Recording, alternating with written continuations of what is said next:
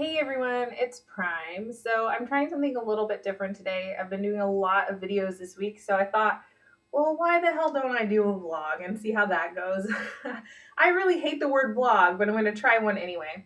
So today I actually just finished doing my own workout, and if you've been following along a little bit on all the other social media channels, you might know that my entire family got stricken by very short-lived stomach flu at various times throughout this weekend, and mine was on Sunday night / all the way through Monday. And so most of Monday and most of Tuesday I wasn't eating very much, which meant that when I got to Wednesday I had a very low levels of energy, which I guess makes sense, right? Because I wasn't really consuming any fuel, and anything that I did consume wasn't really staying down that long. The reason why I bring that up is because I felt better when I got to Wednesday, which meant that I wanted to pick my training back up, but I didn't feel quite so good that I wanted to pick my training back up exactly where I left off. And it occurred to me that that's something that happens to us really frequently when we are athletes and we're training and we're trying to juggle our lives and our practices and our training schedules and everything else that might go on. Right? Maybe you don't necessarily have a kid that's going to start vomiting in the middle of the night, but maybe you have other stuff going on that comes in and kind of pulls at your stress strings, for lack of a better word, when you're least expecting it. And what happens when we get really stressed out in other parts of our life is that we kind of have to find ways to mitigate that. And a lot of times, for a lot of athletes, managing their training is just one way to help them manage stress, whether the stress is coming from their training or from their sport or from other parts of their life. So today I just kind of wanted to give you an example of how I managed my training today, since I couldn't really do what I normally do, and then give you some ideas of what it might look like if you're starting to feel a little bit stressed and burnt out from your training schedule or from really anything else in your life, and how you can take charge of your training schedule to really help not eliminate that stress, but manage it until it's gone, right? To help yourself calm down and fill your cup back up instead of draining from it, right? Working out is really great and training is really great and playing your sport is really awesome, but a lot of those things do drain your cup a little bit. And so that means that you have to find ways to actively fill your cup back up in order to keep doing what you're doing. So today I went into my training knowing that I was going to have to probably cut back a lot on weight, right? Because I've just spent 2 days not having very many calories, like definitely not enough calories to live off of, and probably not enough calories to do any training from. So I knew that I was going to have really low energy levels, that my strength was going to be down. So I decided that I was going to cut way down on the amount of weight that I was using. So I was aiming for the same sets and reps as I normally do, but I cut about 10 pounds off of each weight that I would normally use. Some of the weights were exactly the same because I couldn't really cut them down, like in lifts where I was using just the barbell, right? Just the barbell is 45 pounds, and there's not really any way for me to use a barbell and do less than 45 pounds, so I had to stick with that. But I did chest presses where I went from 23 pounds down to 13 pounds, which is that's a really big drop in weight for a chest press. But at the same time, it didn't really matter because I needed that break. I needed to get my muscles back moving. I needed to do the workout, and I needed to get my muscles exercising and back into the frame of, quote unquote, frame of mind of what it's like to exercise. But I didn't want to overtax them, and I didn't want to push my system because I knew that it wasn't where it normally would be, because I had just had 2 days of not eating properly and not sleeping properly and not really feeling that great. So that was my choice, right? I went through all of those workouts, or all of the sets and reps, and I just lowered all of my weights. And I also had to lower my expectations significantly, right? So like, wow, chest pressing 13 pounds really feels hard right now. And that's not what I was expecting, but that's okay. And when you have moments like that where you have to lower your weight because you're not feeling good, that doesn't mean that you can't still get a good workout.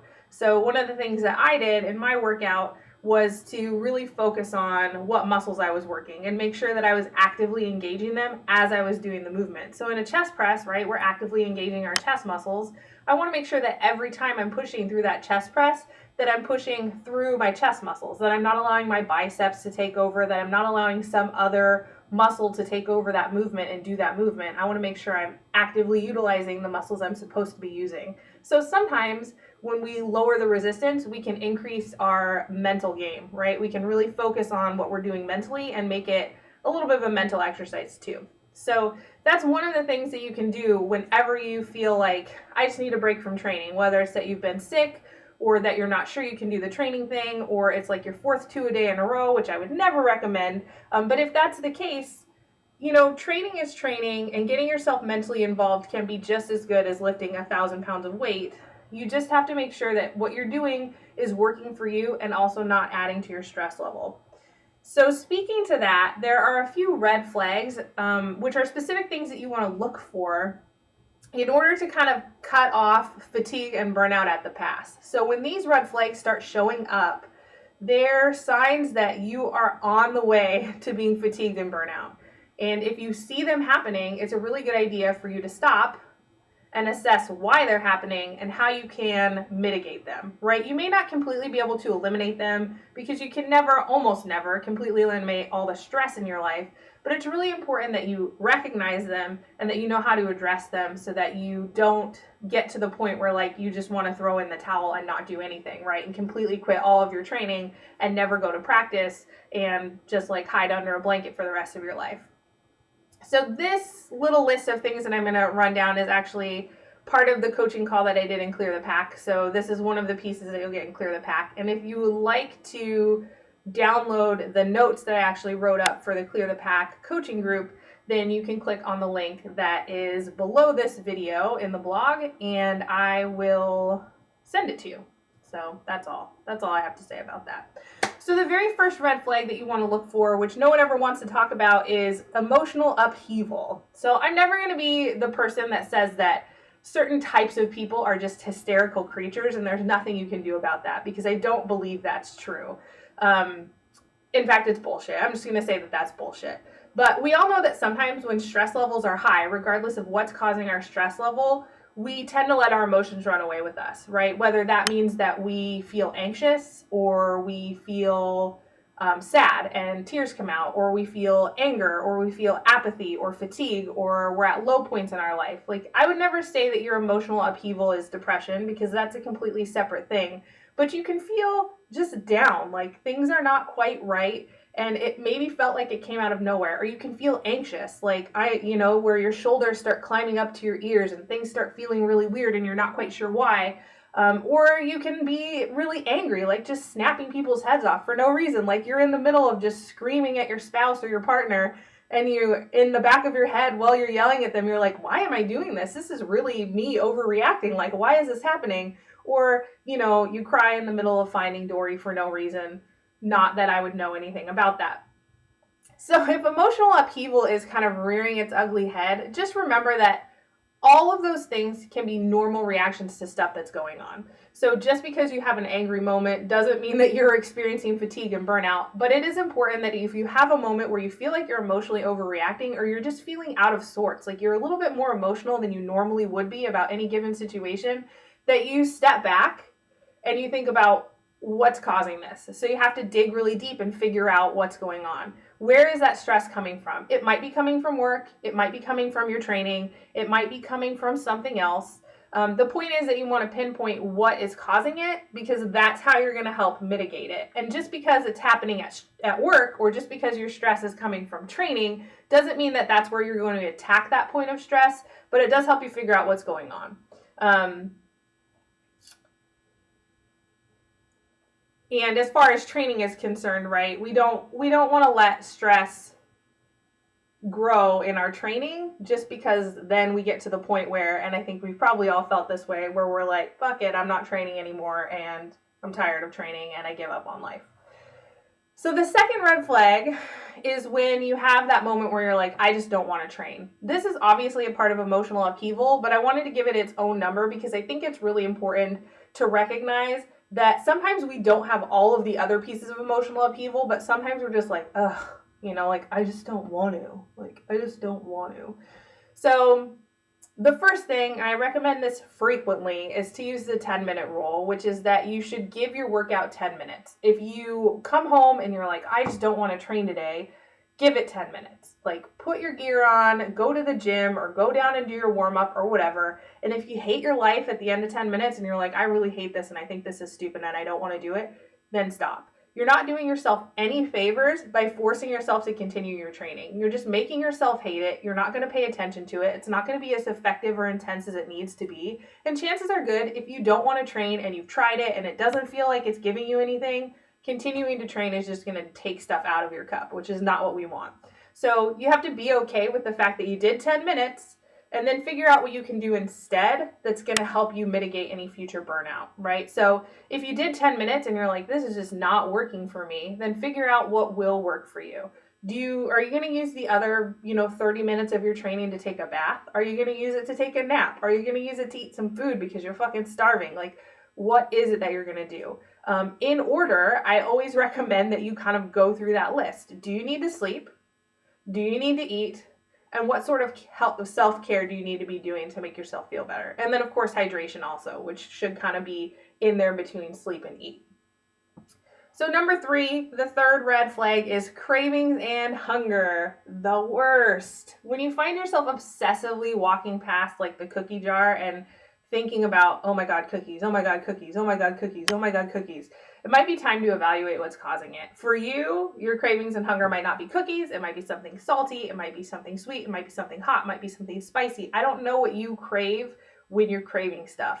But when cravings and hunger pop up, they're often linked to stress. So they might show up before any of the other things that I've talked about. And it's important to keep an eye on them. Remember that there is a difference between like, I want a cookie. I want one cookie. I want to enjoy this cookie and I want to savor this cookie because that's fine.